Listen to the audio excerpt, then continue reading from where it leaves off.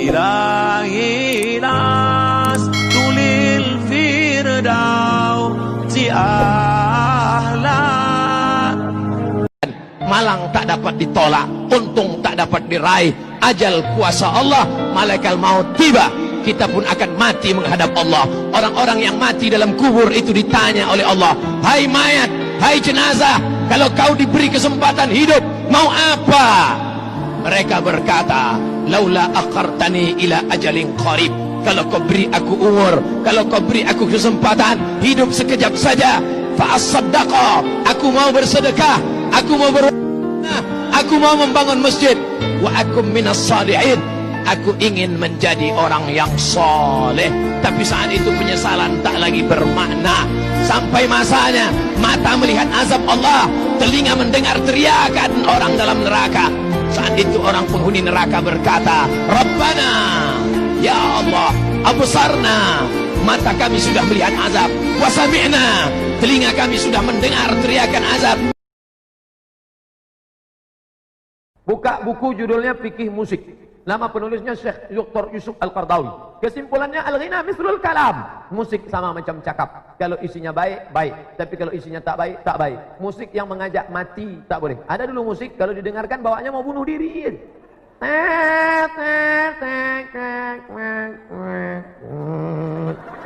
Begitu selesai dengar itu meleleh, masuk kamar mandi, minum mama lemon, mati.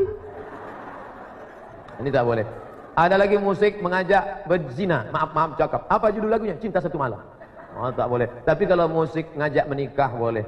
Opik, Maher Zain, lagu religi. Barakallahu lakuma wa baraka alaikuma wa jama'a bainakuma. Boleh. Apa salah? Tapi lagu mati bagus juga. Bila Israel datang memanggil, jasad terbujur di pembaringan. Tapi jangan dinyanyikan waktu. Ustaz, ini zaman gila, hampir kiamat. Umat dan ulama kehilangan kesabaran. Di medsos banyak yang mencarut, mengumpat, mencaci maki. Bagaimana kiatnya kita bersikap sabar? Kalau jamaah melihat saya diejek, tengok masalahnya apa, maka balas sekali saja. Saya sampaikan ke jamaah, semua klarifikasi ada di fanpage resmi yang punya saya, Somad Ustaz Abdul Somad, yang ada tulis Arabnya di ujung. Ustaz Abdul Somad itu yang punya saya, yang lain bukan. Mungkin ada jamaah atau yang lain. Kopi klarifikasi dari saya, share sekali aja, jangan larut. Nanti dia buka lagi di situ, atau dia tak puas darah tinggi dibantingnya HP-nya. Yang rugi siapa? HP kita hancur, dia ketawa. Apalagi yang punya web itu macam-macam. Wajahnya tak nampak, bisa jadi dia Saracen atau dia sekuler liberal, mau membentur-benturkan antara kita. Pesan Sayyidina Ali radhiyallahu anhu, la tahzan ala khillin tufariquhu. Jangan pernah bersedih kalau engkau berpisah dengan sahabat.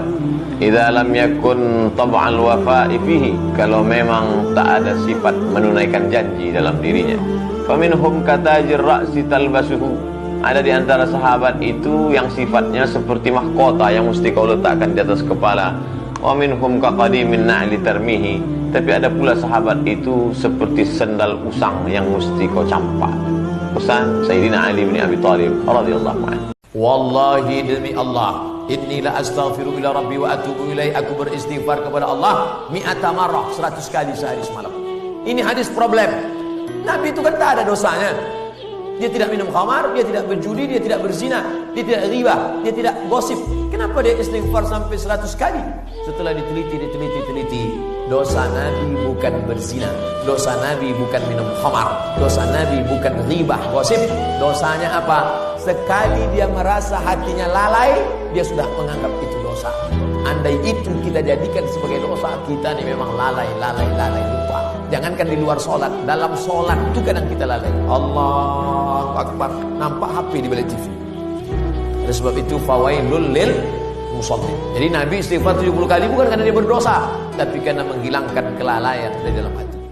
Ya Allah, absarna, mata kami sudah melihat azab, wa sami'na, telinga kami sudah mendengar teriakan azab, farji'na, balikkan lagi kami ke dunia, na'mal salihah, kami ingin beramal saleh. Apalah daya, penyesalan tak lagi bermakna, air mata darah tak dapat menembus kehidupan. ketika ajal masih jauh, ketika umur masih panjang, ketika ruh masih bersemayam dalam jasad, bersedekahlah, gunakan harta, gunakan kuasa menolong agama Allah sampai akhirnya mati tiba, baik karena penyakit, kecelakaan lalu lintas, atau memang ajal sudah sampai. Semua hanya kata manusia. Mengapa dia mati? Kena penyakit. Mengapa dia mati? Kecelakaan. Kenapa dia mati? Pesawatnya meledak. Kenapa dia mati? Karena tenggelam.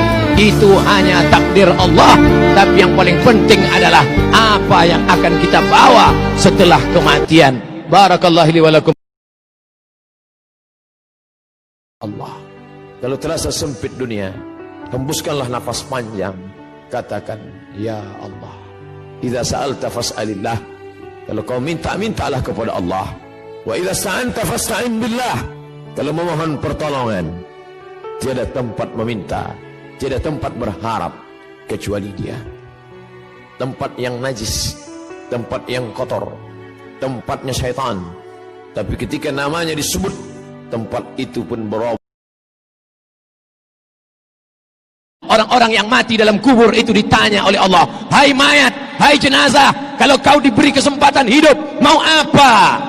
Mereka berkata, laula akhartani ila ajalin qarib. Kalau kau beri aku umur, kalau kau beri aku kesempatan hidup sekejap saja, fa as-saddaqa, aku mau bersedekah, aku mau berwakaf, aku mau membangun masjid, wa akum minas salihin, aku ingin menjadi orang yang saleh. Tapi saat itu penyesalan tak lagi bermakna. Sampai masanya mata melihat azab Allah, telinga mendengar teriakan orang dalam neraka. Saat itu orang penghuni neraka berkata, Rabbana, ya Allah, absarna, mata kami sudah melihat azab, wasami'na, telinga kami sudah mendengar teriakan azab, farji'na, balikkan lagi kami ke dunia, na'mal salihah, kami ingin beramal saleh. Apalah daya, penyesalan tak lagi bermakna, air mata darah tak dapat menebus kehidupan. Orang Palestina mengibarkan bendera, sementara bendera siapa yang paling di atas dia buat? Bendera siapa yang paling di atas dia buat? Di bawahnya baru bendera negaranya. Bendera siapa yang mereka buat? Allah, menggigil awak macam lihatnya. Bendera Indonesia.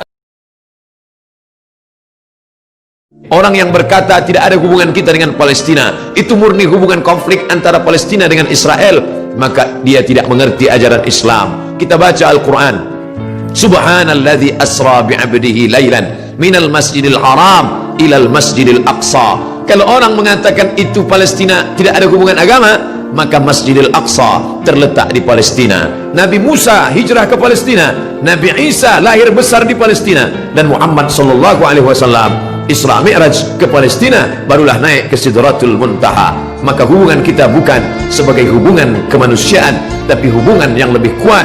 Asyhadu an la ilaha illallah wa asyhadu anna Muhammadan Rasulullah. Andai kau bukan seorang muslim, andai tak percaya kepada Muhammad, untuk menyaksikan kebiadaban Israel, cukuplah sebagai manusia, tak perlu menjadi seorang muslim untuk kasihan kepada Palestina. Cukup menjadi manusia yang berakal sehat, maka sudah cukup untuk membela Palestina.